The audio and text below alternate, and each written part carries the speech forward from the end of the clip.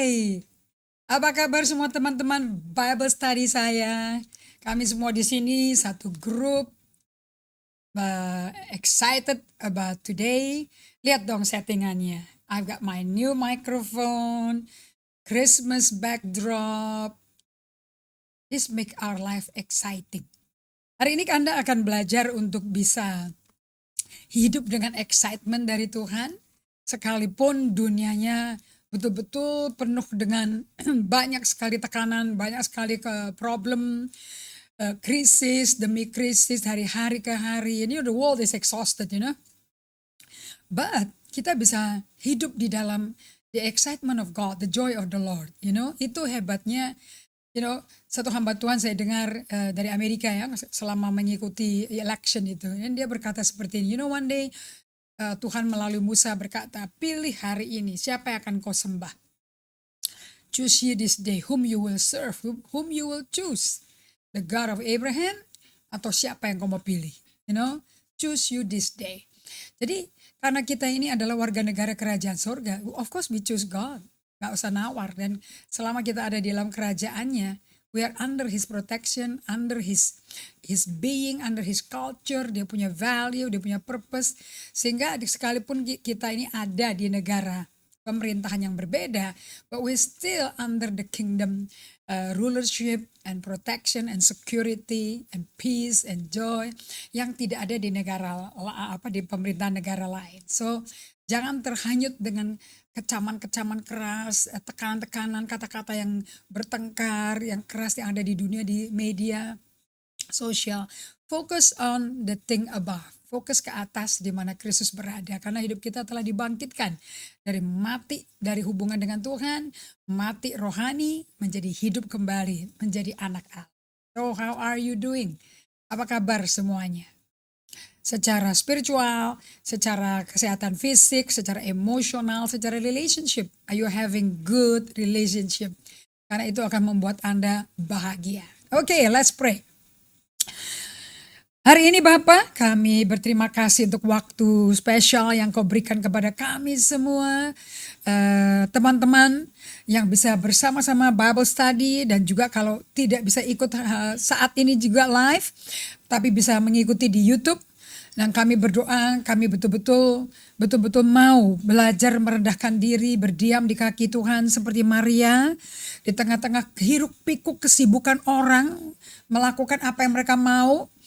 Dan tidak merasa terkesan sok suci rohani, sombong rohani, tapi bisa tahu melakukan yang benar. Yaitu mendengar dan berada di hadirat Tuhan.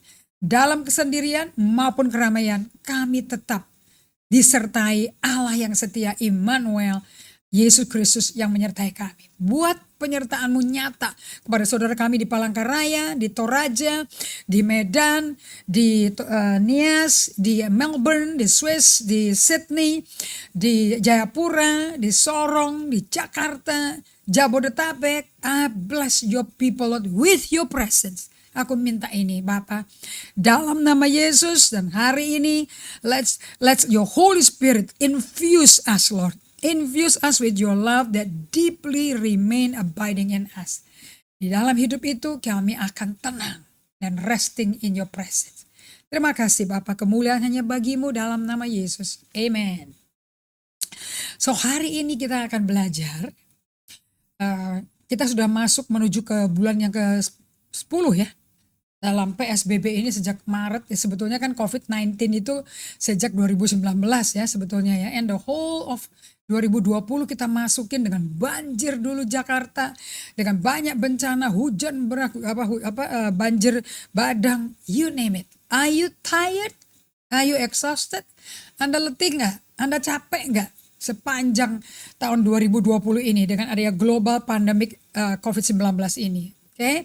Apalagi yang melayani saudara-saudara, teman-teman atau keluarga yang kena COVID-19, ternyata rasa cemas, takut itu membuat badan letih ya. Pikiran tegang, saraf tegang, gak bisa tidur, semuanya kacau because emotionally kita terganggu. So hari ini saya mau bawa kepada Anda suatu posture yang perlu kita peluk. yang saya belajar dari beberapa buku yang saya baca, and it really caught my attention, yaitu mengenai demo keselamatan yang dilakukan oleh setiap pramugari pesawat terbang sebelum tinggal landas. Anda perhatikan nggak? Pada waktu tekanan di udara, tekanan di ruang cabin menjadi di compression, mengenai compression, langsung akan turun oksigen masker oksigen. Tapi si pramugarinya berkata, taruh dulu di Anda. Kalau orang tua anak kecil, orang tuanya pakai dulu. Saya pikir kenapa kok egois banget mesti anak kecil dong. Tetapi it makes sense, you know. Kenapa kok mesti orang tuanya pakai dulu? Sebab kalau orang tuanya nggak dapat oksigen, bagaimana bisa nolong orang lain? Udah keburu pingsan. Dan semuanya kena jadi korban. Tapi kalau kita pakai masker itu, dan kita dapat oksigen, kita kuat bisa bernapas bebas dan menolong orang-orang yang butuh bantuan, anak-anak kecil maupun orang-orang disable. We can help all of them. Nah, hari ini saya mau Anda menjadi seorang pemimpin yang bisa memimpin hidup Anda sendiri, seperti flight attendant ngajarin tadi, juga memimpin hidup orang lain. You live for others. Oke. Nah, mari kita hari ini menjadi flight attendant yang mendemokan ini. Oke. Dimana orang-orang mesti bisa tahu bagaimana mengembangkan diri, bagaimana tahu apa yang perlu dilakukan untuk memperlengkapi dirimu sebelum kita bisa nolong orang lain. So, we don't want to have a low oxygen, kita mau punya cukup oksigen. So, kita nggak mau di musim ini kita sampai kekurangan oksigen ya. Nah, ini yang membedakan antara seorang yang bijak dan seorang yang bebal, atau the fool and the wise. Atau saya kasih judul temanya pengajaran hari ini, are we a healthy leader atau are we a busy leader? Kita ini pemimpin yang sibuk atau pemimpin yang sehat. Nah, sibuk itu adalah kondisi jiwa. Oke, nah ini jiwanya tuh tergesa-gesa, banyak sekali pikirannya banyak sekali, kayak ada balapan yang terjadi di otaknya itu. Akibatnya nggak sehat karena terlalu banyak pikiran. Jadi orang kalau kepikiran tuh kan jadi segala macam reaksi ada ya di hormon, asam lambung naik, everything. Nah, kalau kita berbicara, we want to be the flight attendant ya. Kita kan mau jadi pramugari yang mendemonstrasikan keselamatan ya. Kalau kita mau menjadi pemimpin yang sehat, tidak semena-mena sibuk aja, kita akan mengenal satu kata yang dialami banyak pemimpin and many big successful leaders yang bisa sukses berjalan dengan Tuhan sampai hari ini. Mereka udah ngalami ini semua. Saya perkenalkan dengan kata burnout. Pernah dengar kata burnout? Oke. Nah, kata burnout ini saya ambil dulu ya dari penjelasan yang diberikan oleh World Health Organization, Badan Kesehatan Dunia. World Health Organization menjelaskan bahwa selama ada work from home dan school from home, juga church service online atau church service from home atau from the park, atau mungkin Anda beribadah di kebun, di taman, atau mungkin di tempat breakfast khusus satu keluarga. Ternyata ini semua setelah beberapa bulan ini menghasilkan burnout syndrome. Apa sih menurut WHO? Burnout syndrome adalah kondisi stres kronis akibat pekerjaan yang ditandai dengan rasa lelah, kesel dengan pekerjaan, dan merasakan ketidakpuasan. Kondisi ini bisa dirasakan secara fisik maupun emosional. Oke, ini artikel dari April 2020. Nah, ini April kan kita di PSBB diberlakukan itu kan efektif Maret ya. Udah kita di karantina kalau di Indonesia. Kalau di Amerika, Eropa tuh lockdown, Australia lockdown, you know. Tapi hari ini Australia dan New Zealand, ada satu pulau di New Zealand namanya Chatham Island, totally fully booked untuk menjadi tempat turis karena tidak ada COVID sama sekali. Sangat primitif pulaunya, by the way. So, apa sih burnout syndrome? Akibat daripada work from home Apa efeknya? Loh, April aja udah ada burnout syndrome, udah gejala burnoutnya udah kelihatan. April, ini kan November, okay? So many of you are going through depression, mengalami tekanan hidup tertekan yang berat. Jadi kalau di Alkitab namanya jiwaku tertekan. Itu kalau di bahasa Inggrisnya depresi loh. Depression kayak Yeremia. Karena dia melankolis. Mudah sekali depresinya di Ratapan 3 ayat 19 sampai 24. You know, dia bilang jiwaku tuh cast down, I'm depressed. You know, so apakah pemimpin gereja, hamba Tuhan terkenal, yang khotbahnya bagus-bagus, urapannya luar biasa, kata jemaat itu, apakah bisa depresi? Oh, bisa banget. Elia depresi, mau bunuh diri, mau mati rasanya. Okay? So burnout syndrome akibat work from home berdasarkan penjelasan dari Dr. Nitis Basan Adani adalah beberapa gejala burnout syndrome itu yang bisa Anda alami adalah sebagai berikut. 1. Merasa seperti kehabisan energi atau kelelahan. Dalam lesu ya, fatigue. 2. Meningkatnya pemisahan diri dari hal-hal yang terkait pekerjaan atau yang disebut mental distance. Atau memiliki perasaan negatif, sinisme yang berkaitan dengan pekerjaan. Udah sinis sifatnya. Kemudian akibatnya produktivitas kerjanya menurun. Nah, selain itu burnout syndrome akibat berbagai tekanan yang dirasakan selama WFH atau work from home atau school from home atau church online atau church from home juga bisa membuat Anda mengalami keadaan berikut ini. Apa itu? Bekerja lebih dari jam yang ditentukan. Karena dipikir nggak ada di kantor, jadi bisa sepanjang hari itu di depan komputer ya. Bisa ada beberapa kantor saya dengar pegawainya WFH semua. Kalau mungkin gajinya tidak diubah sama sekali, tetap menerima bagus, full, namun mereka dipantau habis-habisan kerjanya. Bisa rapat tiap jam tuh di Zoom. Okay? So mereka jadi Zoomerize, you know. Jadi mukanya udah jadi ke Zoom, saudara-saudara, sampai ada pusing kepalanya, sampai sakit, you know. Banyak dari mereka merasakan kecemasan berlebih untuk berbuat lebih banyak.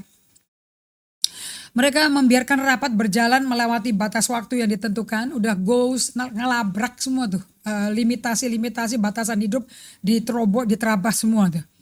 Okay? Merasa hidup itu begitu berat dan selalu tertekan. Kondisi fisiknya juga sering sakit-sakitan jadinya. Okay? Sakit mah, sakit pegel-pegel, pusing. Menarik dari pergaulan, mengisolasi diri artinya. Sering gak produktif. Dan tidak antusias dalam melakukan pekerjaan. Ini sebetulnya saya kagum ya, karena apa yang dibahas di sindromnya ini, gejala-gejala ini.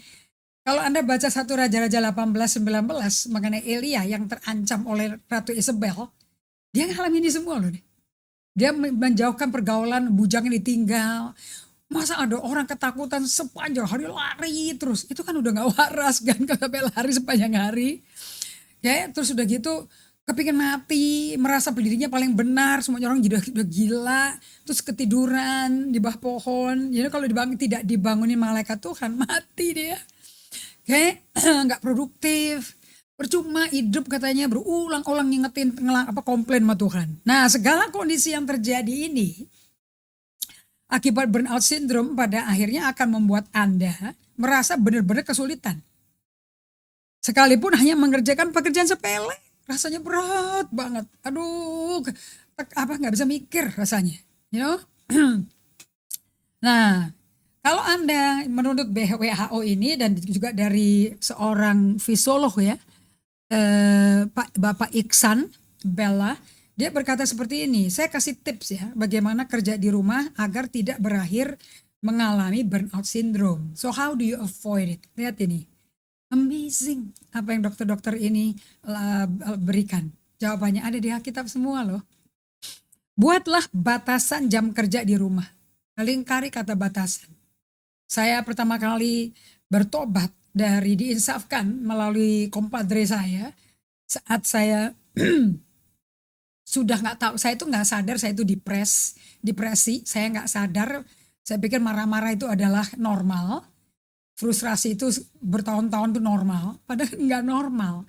Dan waktu itu kan kita nggak nyentuh kan ya pelajaran bahwa pendeta mau ngaku dia depres, stres, mana ada pendeta mau ngaku kayak begitu, nggak ada di kuasa kata kita deh sama sekali. So dia kasih buku satu untuk saya baca, namanya Boundary, Know Your Boundary. Karena hidup saya itu udah kayaknya semua orang tuh bisa akses ke saya jam berapa aja, kapan saja, di mana saja. Saya lebih populer daripada Coca-Cola, saudara-saudara. Di mana saja, kapan saja, Coca-Cola, di mana saja, kapan saja, Indri Gotama is there, So saya dikasih buku Boundary in your relationship dengan tempat kerja, boundary in your relationship in family, boundary with your children, anak ABG, boundary anak ABG, many things. And I'm thankful. Saya suka penulisnya Dr. Henry Cloud, the best clinical psychologist, and dia punya buku Change That Heal, perubahan yang membawa kesembuhan. Karena salah bergaul, salah hubungan juga bisa melukai kita. Nah, orang bisa salah hubungan juga karena orang lain. Kalau Anda bergaul sama orang burnout, Anda akan dicincang habis, digerus Anda, saudara. Bener loh, karena orang depresi udah gak sadar diri. Nah, nomor 2, supaya gak ada burnout syndrome ya, lakukanlah aktivitas lain yang positif. Jangan itu melulu, jangan di depan komputer sepanjang hari, sampai mukamu bentuk badannya itu kotak, saudara-saudara, jadi bentuknya kayak kursi. Please get up, so you don't look square, but look square in your eyes. Oke. And berikutnya, beritahu kepada keluarga kondisimu tuh kayak apa sekarang, kerja di rumah. Sambil minum air hangat ya saudara-saudara, supaya nggak kena burnout syndrome. 4, ubah pola pikir. Ubah pola pikir. Oh, Roma 12 ayat 2. Berikutnya, buatlah perencanaan kerja yang jelas. Datanglah kepada Pastor Evelyn, saudara, the Miss Universe. Lakukanlah kegiatan yang menyenangkan. Oke. Nah, kalau Anda melakukan ini semua, Visualo Iksan Bella Persada ini, Anda bisa dari klik dari internet ya, dari klik dokter, dan your life will be teratur, terarah gitu loh. Jadi Anda nggak akan melampaui batasan Anda. Jadi sebetulnya burnout apa dong? Peter Scazzero menerjemahkan seperti ini. Burnout itu artinya you are giving out something that you don't even possess. Anda memberikan terus perhatian, apalagi gembala. Cari telepon ini, stres, ini ada yang sakit, ini ada yang bangkrut, ini ada yang perkawinannya lagi mau cerai, lagi pertengkaran, lagi KDRT. Handphonenya hamba Tuhan bisa 2 atau 3 buah. Itu bisa berdering dan bisa ditelepon jam 2 pagi, jam 3 pagi nonstop. Belum ada yang meninggal. Belum ada yang masuk ICU. Belum lagi yang kritis sudah mau meninggal. Amin. Gembala itu, pendeta itu kayaknya tuh 24 jam, 7 hari 7 malam available. Gak ada batasan sama sekali. Kita lupa bahwa kita tuh masih manusia loh. Gelar gembala itu hanya fungsional. But we are still limited human being. So Peter Scazzero berkata, burnout itu terjadi when you give out of what you don't have. Udah gak punya, memberi terus. Sampai Anda betul-betul kebakar gitu loh, sampai habis-habisan. Mungkin kalau mobil itu udah merah bensinnya, jarum bensinnya, tinggal yang reserve 4 galon itu loh ya. Itu udah kuning lampunya, tetap dijalanin, tinggal meledak itu mobil tuh. Oke. Nah, burnout is when, nah ini saya ambil dari Parker Palmer ya, seorang aliran gereja Quaker yang mengajarkan mengenai solitude silence. Even in the church service hari Minggu, everybody just being still, datang kepada hadirat Tuhan and menunggu Tuhan dan mengizinkan Tuhan datang. Nah, dia ngajarin mengenai burnout ini sebetulnya Anda tuh memberikan sesuatu yang Anda nggak punya. Okay. Dia mendefinisikan bahwa burnout itu when you have nothing to offer anyone. And ini terjadi karena as a result of exhaustion because of overwork. Jadi Anda ini udah kecapean karena kerjanya kelebihan, kebablasan. Nah, Burnout dan exhaustion atau exhausted kecapean ya, letih. Itu banyak membuat perkawinan hancur, orang sampai kehilangan kerjaan, sampai dipecat, orang mengalami depresi, oke? Orang mengalami para hamba Tuhan bisa menjadi mengalami kegagalan, bahkan mengalami moral failure because of the idea of burnout semuanya, you know. Nah, tapi sebetulnya burnout symptom itu Anda itu sebetulnya hidup, you are living a life that even God doesn't give it to you. Anda menghidupi kehidupan yang Tuhan pun gak ngasih ke Anda. Kehidupan orang lain Anda hidupin gitu loh. You know, it's really scary. Jadi kalau saya bilang sih Anda screenshot deh, Ibu Ratna Yulianawati, please screenshot this. You know, it's important, apalagi kalau kita orang aktif-aktif semua, you know. Okay.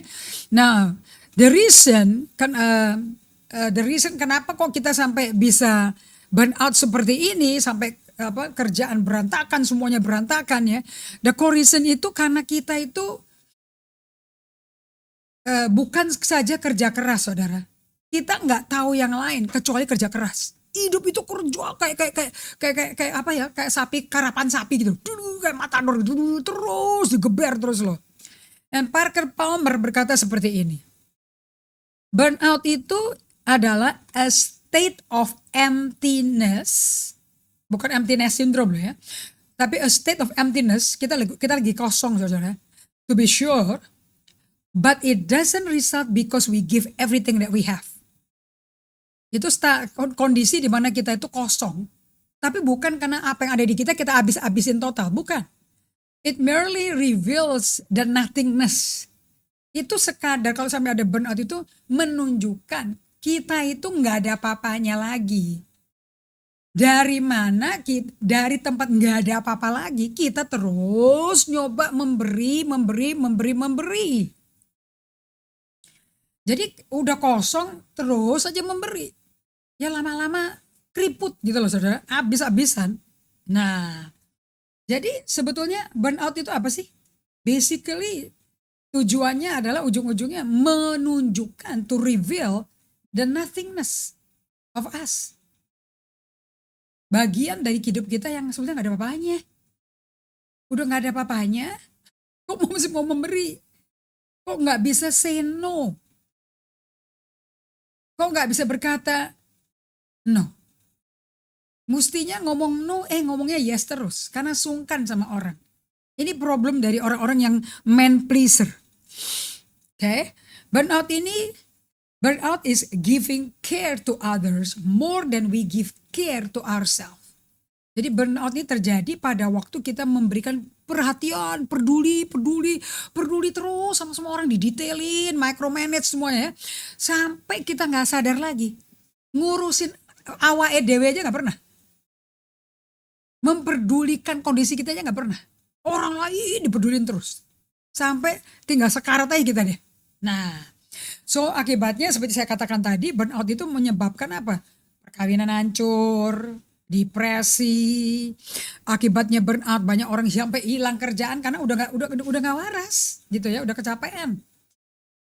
Moral failure dari banyak pemimpin kita, oke, hidup kita. Nah, saya belajar dari gembala seniornya dari gerejanya Peter Scott Zero. Dia berkata, you know, the reason we experience burnout is not because we work hard at certain thing. But the core reason of burnout is because we only work hard. Kualitas kita, hidup kita sehari-hari, only work hard. Gak pernah namanya slow down. Okay, to be still in a solitary place, quiet time, punya namanya me time, self care, nggak ngerti. Hidup itu adalah karapan sapi, saudara. Semua kualitasnya, come on, semuanya dipecut semuanya. Okay, nah, berapa dari Anda tahu, bahwa saat ini Anda sedang dalam kondisi ini? Kenapa kok sampai Parker Palmer menjelaskan seperti ini? But burnout is a state of emptiness, to be sure, but doesn't result from giving all I have. It merely reveals the nothingness from which I was trying to give in the first place. Nah, ingat sekali lagi. Anda kalau udah burn out tuh udah kosong, melompong, udah kopong. Mobil udah gak ada oli, udah gak ada bensin. Tinggal rangka doang. Nah, dengan adanya kata reveal our nothingness, that means we need to be able to get to know self-aware of our being, betul nggak? Kita mesti ada kesadaran diri mengenai diri kita. Tadi niat baik menolong, tapi cara ngomongnya udah marah-marah, kasar, kayak bentak-bentak. Jadi orang yang ditolong nggak merasa tertolong, malah merasa dijajah, malah ditindas jadinya. Jadi mereka pada bingung, ini maksudnya apa sih? Bener baik atau apa sih? Nah, so self-care, karena kata burnout ini muncul kata self-care yang saya dikenali 5 tahun yang lalu. Kata self-care ini menjadi topik pembicaraan penting di tengah-tengah komunitasnya Tuhan. Dan ini mestinya menjadi topik pembicaraan utama di musim PSBB ini. Di tengah-tengah kita semua gereja, semua hamba Tuhan. Kalau ada persatuan hamba Tuhan berkumpul, doa bersamalah. Kalau ada undangan khotbah atau apapun, this should be the main topic. Do you give self-care to your soul untuk kesehatan jiwa Anda? Ingat ya saudara-saudara, Yesus itu juru selamat jiwa, bukan juru selamat dompet. Juru selamat rumah Anda yang kebakaran, bukan juru selamat. He is the savior of our soul. Now, self-care ini menjadi topik yang penting dong. Nah, kenapa kok self-care ini penting bagi kita semua saudara-saudara? Because we are prone to walking through life, helping many people, but not taking care of ourselves. Nah, karena kita ini selalu cenderung, terutama kalau orang-orang yang mendapat energi dari ketemu banyak orang-orang yang influencer, orang-orang sanguin, ya. Karena ada ketemu sama orang sales yang jago sales marketing rame, dan dia senang kalau dikumpulin orang, didengerin orang, dia tuh senang sekali, Tapi kita memberi terus. Pernah nggak Anda ngisi diri Anda sendiri? Pernah nggak replenish yourself? Nah, seperti mama saya ya. Kalau semua orang datang, saya punya kompadre cuman ngomong, aduh enak ya kastengels ya Oma. Enak ya Oma, Ayrton soup ya Oma. Siap-siap aja. Besok akan ada satu toples kastengels. Akan ada satu panci kecil, just so cute the panci, just enough for one person. Soup Ayrton pakai sausage dari Holland, And guess what? Dia tungguin orang itu makan loh. Do you think she eats? Dia nggak makan. Nah, mami saya itu ya luar biasa lah ya. Mungkin dia juga udah burn out ya at 92 ya. Karena she always give. Dia barang tuh nggak mau dibuang, saudara. Dia tuh kayak orang yang hoarding, yang suka kumpulin sampai 50 tahun barang jadi kumpulin. Pas dikeluarin semua, diseleksi sama generasi mudanya, semuanya mau dibuang. Mau dibuang dia rekam. Jangan dulu. Ini saya bisa kasih ke ibu itu. Ini saya bisa kasih ke bapak itu. Ini saya bisa kasih ke sini. Ini bisa kasih ke sini. My God, itu luar kepala saudara. Saya bilang, you really care so much for people. Do they even think about you? Mereka ingat mami gak sih? Nah, kalau kita hidup seperti ini setiap hari, surely kita akan akhirnya capek sendiri, badan sakit semua, emosinya jadi buruk, jadi marah-marah, stres, depresi, sampai bahkan gak bisa tidur loh. Alert terus, kayak orang ngigok kejet-kejet gitu loh. So, bagi kami para pastor, we are so other people focus. Nah, gembala-gembala, saudara-saudara, jemaat, kasihan loh sama gembalamu.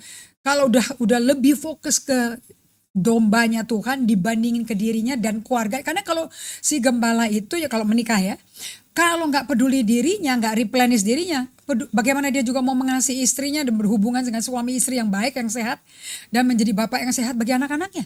Orang dia kosong kelompong kok. Nggak mungkin dong disedot semua untuk diberi kepada domba, tapi keluarganya sekarat. Itu kesaksian kenapa ada pengajaran dari emotionally healthy spirituality. That's what Peter Castro did to the family. Okay? So, Allah telah menciptakan Anda dan saya. Saya lagi ini Yakobus 1:17 ya.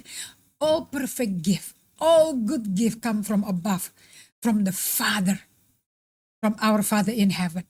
All good gift. Nah, berapa dari Anda tahu? You and me are God-given gift to other people. Saya waktu itu mengajar premarital counsel dari buku Before I Say Yes dari Dr. Norman Wright.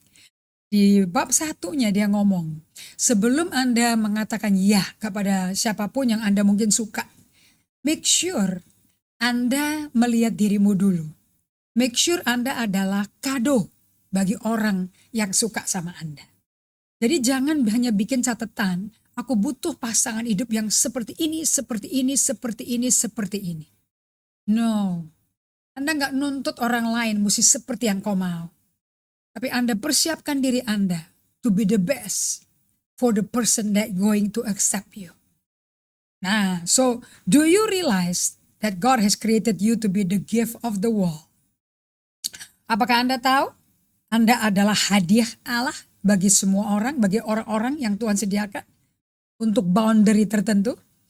So God has created you to be the gift bagi keluargamu, bagi tempat kerjamu, tempat kuliahmu, bagi komselmu, bagi gereja lokalmu. Nah, bagaimana kita bisa jadi hadiah bagi sesama kita?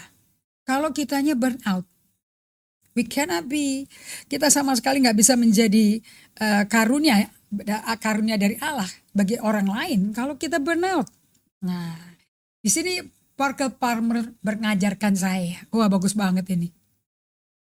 Dia berkata, the only medicine untuk tentu ya untuk burnout ini ya namanya self care.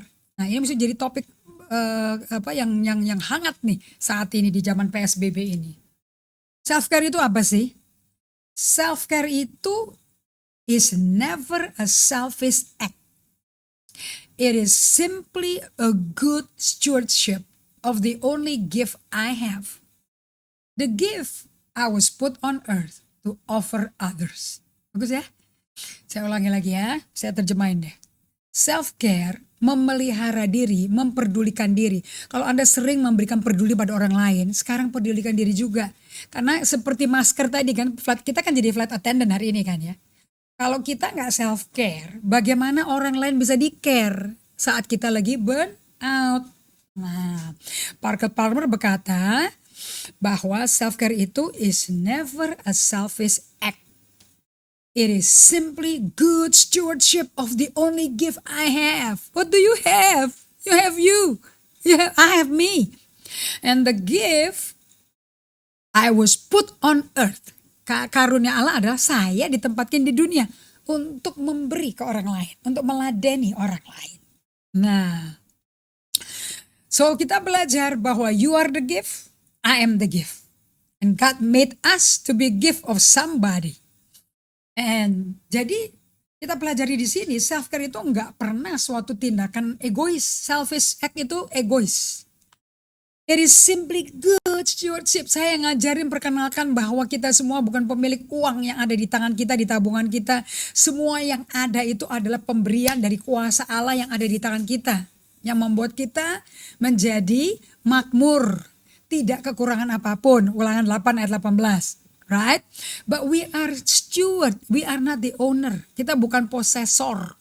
Tapi kita pengurus. 1 Petrus 4 ya, ayat 8. Now we are the steward of our soul. Anda juga selain steward of our money, of God's money. Tapi juga steward of our soul. Jiwa kita itu diberi Allah loh. Kejadian 2 ayat 7. Nah, Kejadian 27, ingat waktu itu manusia Allah membangun tubuh manusia dari tanah, ya bentuk kepala dengan telinga, mata, hidung, mulut, semua dalamnya kayak tulang tengkorak kepala, leher, bahu, shoulder, badan, tubuh, kaki kiri kanan, jari, lengan kiri kanan. Tapi ya diam aja. Tapi waktu dia hembuskan napas Allah, waktu roh Allah masuk, it become living soul. Nah, kalau udah diberi soul, and kita peroleh ini dengan jiwa yang dihidupin lagi oleh kuasa kebangkitan Roh Kudus waktu kita lahir baru dan dibaptis Roh Kudus. That's the quickening spirit of God. Roma 8 ayat 11, kalau Anda menerima rohnya kebangkitan Yesus, maka Anda tubuhnya dibangkitkan lagi. Oke? Everything yang fana dihidupin lagi. That soul is quickened. Sehingga kita mulai sadar ada Tuhan loh. Nah, itu kesadaran self awareness mulai dikembangkan. Tapi mesti dikembangkan tiap hari dengan memberikan self care ini. You are the steward of your soul. Nah, catat itu, ketik di komen itu. Okay? Make it your note nih. You are the steward of your soul. Dan ini bukan tindakan egois loh. Tapi ini benar-benar kepercayaan. Grace that God give us. Orang jiwanya dikasih ke kita, ke dalam badan kita, ya kita mesti piara dong. Apalagi badan kita bait Allah, tempat roh Allah berdiam, ya kita mesti jagain bait Allah. Kalau kita duduk sama Pastor Evelyn, kasih dia ruangan deh. Matanya dia tuh kayak cluster light. Salah tempat, salah warna. Atur sini. Semuanya diberesin. Rumah siapapun yang dia kenal akan di-redecorate dan di-rearrange. Kenapa? Matanya see, Kayak kacamata kan huruf C. See, Everything is restructure, rearrange. Jadi kalau saya traveling sama dia enak. Gak ada barang di dalam koper, keluar koper yang hilang. Because she remember the arrangement. And sometimes she arrange herself and aku yang panik karena I don't understand her arrangement. But because relationship is more important than barang-barang, I get used to her arrangement. Anyway, bukti bahwa dia steward ya. Nah, saya mau perkenalkan kepada Anda, di hidup ini ada 2 macam self-care. Nah, yang saya baca di Pinterest, saya baca di saya dengerin di YouTube, saya dengerin di saya nonton di Instagram, Kan ada Instastory, ada vlog segala macam gitu. Itu self-care yang duniawi. Nah, antara self-care duniawi dan self-care yang di kerajaan surga tawarkan, itu ada overlap. Tapi beda sebetulnya. Goalnya tuh beda. Nah, self-care yang duniawi, kalau self-care duniawi itu fokusnya ke diri Anda. Kalau self-care kingdom, fokusnya orang lain. Tapi dengan batasan sehingga you don't get burnout gitu loh. So ada 2 macam self-care, yaitu kingdom self-care and the cultural self-care. Self-care sesuai budaya kita. Sesuai budaya kita. Nah, nanti kita akan kingdom self-care ini diterjemahkannya dari Markus pasal 6. Ayat 30 sampai 32. Tapi sebelum kita ke situ, saya mau bahas dulu mengenai self-care duniawi. Atau cultural self-care. Nah, cultural self-care itu bedanya, the distinction antara cultural self-care and kingdom self-care di sini. Kingdom self-care itu punya basis teologi dan motivasi dari Allah yang untuk kepentingan orang lain. Nah, kalau cultural self-care gak ada basis teologinya. Ini urusannya kita ke salon, cream bath. Anda pernah gak ke salon yang isinya ibu-ibu boomer? Itu cream bath saudara-saudara, sampai dibikinin baju loh, baju cream bath. Kayak sarung pakai elastic band, tinggal pakai baju begitu aja. Wah, semua tukang cuci rambutnya jadi masir. Tukang pijet, kerokan, pijet itu ada di salon. Saya bilang, gue kalau ke luar negeri gak ada lo kerokan sama pijet-pijet. Itu pundak-pundak merah hitam, man. Baunya bau parem, bau minyak pijet. Jadi baunya bukan shampoo yang wangi. It's gone, menjadi parlor, massage parlor, So banyak orang berpikir self care itu. Yo, kita ke salon tuh 5 jam ya saudara-saudara ya. Pedicure, manicure, massage, kerokan, cuci rambut, cream bath, dipijet-pijet sampai ketiduran, sampai mesti dibangunin kalau nggak pindah-pindah dari tempatnya. Belum dikukus kan, pakai steamer gitu palanya ya, malah nggak bangun-bangun. Right? terus makan lunch, habis lunch high tea, habis high tea dinner, yang gila lagi supper men, Kemangga Besar makan bubur, oke. Pokoknya ini yang penting. Or else shopping, chit-chatting, makanya banyak tante-tante, sosialita. No, these are all okay. I mean, there's nothing wrong pergi ke salon, pedicure, manicure is okay. But that's not what self-care yang Tuhan mau. Kalau seperti ini aja self-care-nya, holiday sendiri, okay, is dangerous. Karena fokusnya ke diri kita sendiri, self-absorbed. Anda tulis ya, yang ini saya nggak masukin ke PowerPoint. You are so self-absorbed, Anda begitu menyedot hanya untuk kepentingan Anda sendiri. Nah, sampai ini self-care, cultural self-care ini, self-care cara dunia ini, membuat Anda sebetulnya lagi melarikan diri lagi dari masalah-masalah yang Anda nggak bisa selesaikan. Aduh, gue pusing, gue nggak mau pusing, gue mau ke salon dulu, aku mau krim bath dulu, aku mau spa, aku mau pijet dulu. Oke, sepanjang hari nggak ada suaranya karena spa. Dari rendam air bunga, air panas, jacuzzi, you name it, pedi, mani, hairdo, massage, kerokan, you name it, ada semuanya. But ini dipakai untuk escape reality, melarikan diri dari realita. Akibatnya self-care kayak begini reinforce living in illusion, menekankan Anda hanya hidup dalam ilusi. Hanya karena Anda 1-2 jam atau sepanjang hari ada di spa yang sudah komplit dengan salonnya, dengan head spesialisnya, perawatan muka, pedi, mani, segala macam, kerokan dan pijet segala macam. Dan Anda berpikir, aduh aku udah kendor nih otot gue deh. And aku akan siap bekerja ke kantor besok lebih refresh. Padahal begitu keluar dari spa, HP dipegang. Waduh, bombardir masalah, pertanyaan, keputusan mesti dibuat gini. Ibu di mana? Di telepon kok nggak diangkat-angkat? You know, and Anda bukan pulang dari spa semakin segar, tapi sebetulnya Anda lagi letih lesu lagi, capek lagi di mentalnya, di jiwanya. Nah, kerajaan surga menawarkan self-care yang berbeda. Totally berbeda. Kenapa kok kerajaan surga menawarkan self-care yang berbeda? Sebab ada basis teologinya dan ada motivasi yang sehat di belakangnya.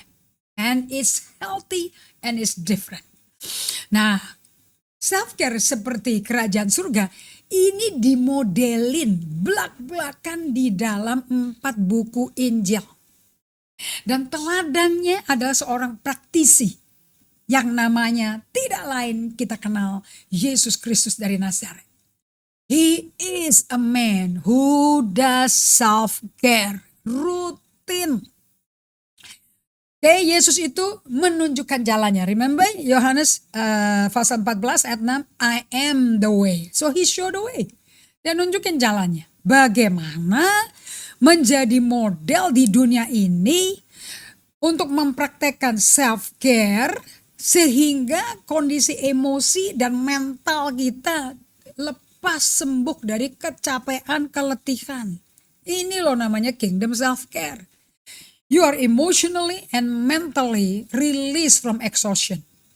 Jadi Anda secara mental dan emosional di tengah-tengah dunia yang sangat melelahkan, sibuk, capek benar-benar, bikin mental Anda tuh capek ya. Ini kita akan mengalami kelegaan, kebebasan, kelepasan di emosi dan di mental kita. Yuk kita lihat ya bagaimana Yesus praktek ini. Saya senang sekali deh. Markus 6 ayat yang ke-30 sampai 32. Saya ini mesti pakai Markus.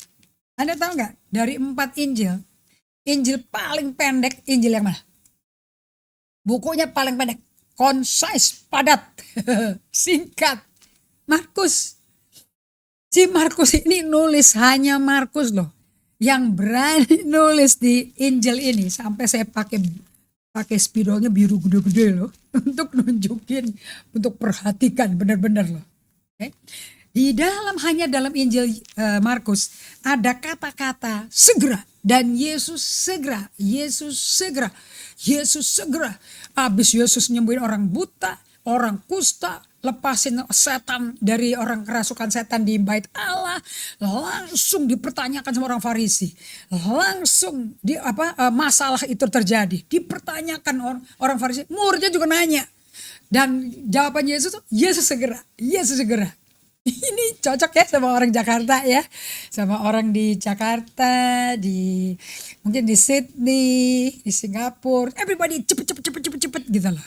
Right? Nah, di Markus 6, perhatikan baik-baik nih. Dia pempraktisi ya, self care gaya kerajaan Allah. Ayat 30 sampai 32. Kemudian rasul-rasul itu kembali berkumpul dengan Yesus dan memberitahukan kepadanya semua yang mereka kerjakan dan ajarkan. Nah, kira-kira lagi hot gak tuh? Lagi tinggi gak atmosfernya, excitementnya? Wah, kita ngajar ini, terjadi ini loh. Dan setan itu lari, lepas cengkeramannya. Orang-orang buta bisa melihat, kusta sembuh, kerasukan setan sehat, waras kembali. Wah, lagi laporannya bertubi-tubi. Lihat. Yesus gak ngomong gini loh. Go, run, haleluya, glory to God. Terus dong. Lihat apa yang Yesus katakan. Ini nanti kita lanjutin Sabtu ya. Lalu Yesus berkata kepada mereka. Perhatikan kata-kata Yesus. Marilah ke tempat yang sunyi. Supaya kita sendirian. Dan beristirahatlah seketika. Nah, ini jawabannya beda loh sama saya waktu saya jadi hamba Tuhan. Dan jemaat pada menangkan jiwa, mengabarkan Injil, bersaksi. Wah, kesaksian luar biasa, mujizat luar biasa. Dulu, come on. Yes, kita percaya. Tuhan menyertai kita, urapan Allah, Tuhan, mata Tuhan lagi cerita bagi kita. Mari maju terus. Ayo kita kembangkan ke daerah-daerah yang belum pernah mendengar Injil. Gak ada istirahat. Tapi Yesus beda loh jawabannya. He said, come. Let's go to a quiet place. Let's go to a solitary place and be quiet alone. Yesus tuh ngerti. Ini kalau nggak di stop, mereka akan lepas batasan. Mereka lagi akan burn out. Makanya disuruh stop. Diajak istirahat. Lihat ini, lanjutnya ya. Sebab memang begitu banyaknya orang yang datang dan yang pergi. Jadi kemana Yesus pergi selalu didatengin orang. Datang pergi, gak pernah sendiri dia. Sampai lihat nih, sehingga makan pun mereka gak sempet. Makan aja gak ada waktu. Saya suka dengar ada orang mengatakan, aduh gue nih belum makan nih. Aduh banyak sekali kerjaannya, aduh ini belum kelar. You know, Jesus never say that. Gak pernah. Kita gak pernah Yesus berkata seperti ini ya, kayak saya gitu ya. Aduh tolong dong, anak gue tolong. Aduh gak bisa, aku udah janji jam 2. Kamu telepon kantor dulu deh, bikin janji sama sekretaris saya deh. Yesus gak pernah ngomong kayak gitu. Dia melakukan persis yang Bapaknya mau, tanpa pernah letih lesu. Amazing. Ayat 32. Maka berangkatlah mereka untuk mengasingkan diri dengan perahu ke tempat sunyi. Well, saya mau tanya pada Anda semua. Apakah Yesus tahu bagaimana mengatur batasan hidupnya dia? Dan dia ajarin ke murid-muridnya yang super hyper, super excited. Dan apakah Anda pernah tahu, Anda lagi lepas, nerobos batasan hidupmu? Nanti pulang capek. Nanti istri di rumah atau suami di rumah atau anak-anak di rumah hanya mendapat getahnya kita, capeknya. Dan langsung ngomongnya kasar. Bahkan gak mau ngomong, aduh gue capek, kaki itu capek. Langsung geletak di sofa, langsung ketiduran. Minta anak-anaknya pijetin kakinya. So the family never have time with you. Nah, if that is your problem, kalau dibiarin terus, Anda memiliki burnout syndrome. Dan ini akan merusak hubungan rumah tangga. Saudara-saudara, kita akan lanjutkan di hari Sabtu. I really like this teaching. Because ini yang diselamatkan, saya diselamatin dari ini sebetulnya. Okay? And waktu itu saya gak dengar kata burnout. I never do that. Saya gak dengar kata-kata itu. Saya dikoreksi aja tuh sama anak-anak itu marah-marah. Karena ternyata udah depresi. Kita doa ya. Oke. Thank you Father God untuk semua assistance that you give in my life so I don't have burnout syndrome. Thank you that we know our boundary, our limit. Kami akan belajar di hari Sabtu nanti. Sebetulnya kalau kita bikin dan tahu batasan-batasan kita, kita tuh sebetulnya sedang menikmati berkat Allah. Tapi terselubung. Roh Kudus buat umatmu belajar mengenai kingdom self-care selama PSBB ini. Supaya semua kita sehat emosi dan mental. Di dalam nama Yesus Kristus kami berdoa. Amen. Kita ketemu lagi ya Sabtu ya. God bless you. See you Saturday. Bye.